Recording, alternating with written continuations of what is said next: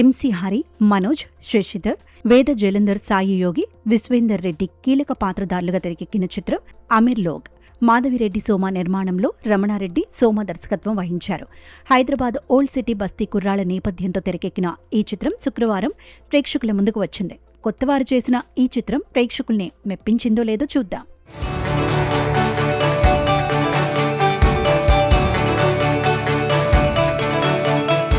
హైదరాబాద్ పాత బస్తీ నేపథ్యంలో తెరకెక్కిన కథ ఇదే. బస్తీలో శ్రీను, ఫరూక్, మల్లేష్ మంచి స్నేహితులు. ఏ పని పాట లక్ష్యం లేకుండా తిని తిరుగుతుంటారు.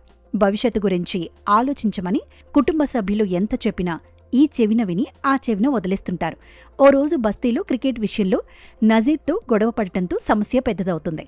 ఈ ముగ్గురిని సోదరుల్లా భావించే బస్తీవాసే సాఫ్ట్వేర్ ఉద్యోగి గీత ఆ గొడవలకు దూరంగా ఉండాలని సూచిస్తూ శ్రీనుని తన కంపెనీలో బాయ్గా పనిలో పెడుతుంది.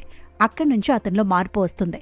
ఆ సందర్భంలోనే ఆ సాఫ్ట్వేర్ కంపెనీ ఎంప్లాయీస్తో క్రికెట్ బెట్ కడతాడు శ్రీను. ఆటలో ఓడిపోవడంతో దావతిస్తానని మాటిచ్చి బస్తీ అంతా పెద్దగా భావించే చాచా చేసిన బిర్యానీ దావతిస్తాడు. అప్పుడే గీతా లవర్ రవి ఎంట్రీ ఇస్తాడు. అతని రాకతో ఈ ముగ్గురు జీవితాల్లో ఎలాంటి మార్పు వచ్చింది, లైఫ్లో సెటిల్ అయ్యారా లేదా అన్నది కథ.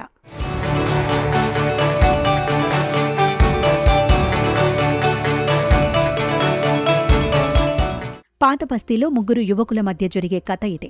ప్రథమార్థమంతా బస్తీ యువత అల్లరి చిల్లర పనులతో సోసోగా సాగుతుంది. వారి గొడవలు, కామెడీ సీన్స్తో ఓ అరగంట వరకు కథ పెద్దగా ముందుకు సాగదు. ఇంటర్వెల్ టైంకి కథలో కాస్త కదలిక వస్తుంది. వారిలో మార్పు కోసం తపన మొదలవడంతో కథ మలుపు తిరుగుతుంది. ఆఫీస్ టీం వర్సెస్ బస్తీ టీం క్రికెట్ మ్యాచ్ సెకండ్ హాఫ్పై ఆసక్తి పెంచేలా చేసింది. మ్యాచ్ తర్వాత బిర్యానీ చుట్టూ కథ తిరగడం కథకు కొత్త ఫ్లేవర్ వచ్చినట్లయింది. కాసేపటికి అది కూడా బోర్ కలిగిస్తుంది. సెకండ్ హాఫ్లో స్నేహం, భావోద్వేగ సన్నివేశాలు కాసింత మెప్పిస్తాయి. హైదరాబాద్ ఓల్డ్ సిటీ జీవన శైలిని, అక్కడి వాతావరణాన్ని తెరపై చూపించడంపైనే దర్శకుడు ఎక్కువ దృష్టి పెట్టారు.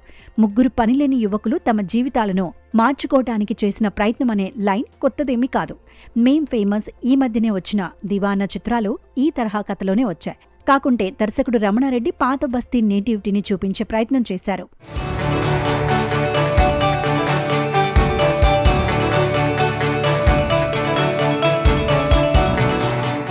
నటీనటులు, సాంకేతిక నిపుణుల పనితీరు.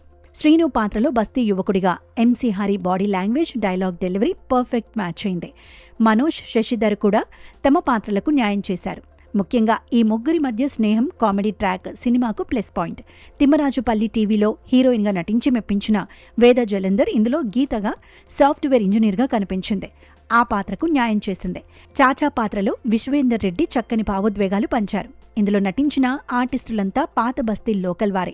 నేటివిటీకి తగ్గట్లు ఎస్వీకే కెమెరా పనితనం బాగుంది. స్మరణ సాయి సంగీతం పర్వాలేదనిపించింది. నేపథ్య సంగీతం కొన్ని చోట్ల సీన్స్ ను బాగా ఎలివేట్ చేసింది. ఎడిటింగ్ కాస్త క్రిస్ప్ గా ఉంటే బాగుండేది. నిర్మాణ విలువలు కూడా ఓకే.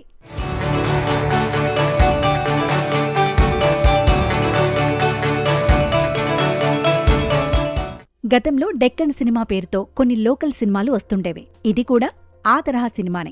ఓల్డ్ సిటీ నేపథ్యం ఓకే అయినా భాష విషయంలో కాస్త జాగ్రత్త తీసుకునుంటే బాగుండేది. సగానికి పైగా ఓల్డ్ సిటీ ఉర్దూతోనే సినిమా నడిచింది. హిందీతో పరిచయం లేని వారికి ఈ సినిమా ఏమాత్రం అర్థం కాదు. సబ్ టైటిల్స్ వేసినా బాగుండేది. తెలుగు ఆడియన్స్కి అయితే అంతగా అర్థం కాకపోవచ్చు. దీనికి పార్ట్ 2కి లీడ్ ఇచ్చారు. లాస్ట్ సీన్లో ఓ చిన్న డైలాగ్తో అమీర్ లోగ్ టైటిల్కు జస్టిఫికేషన్ ఇవ్వటం కోసమెరుపో.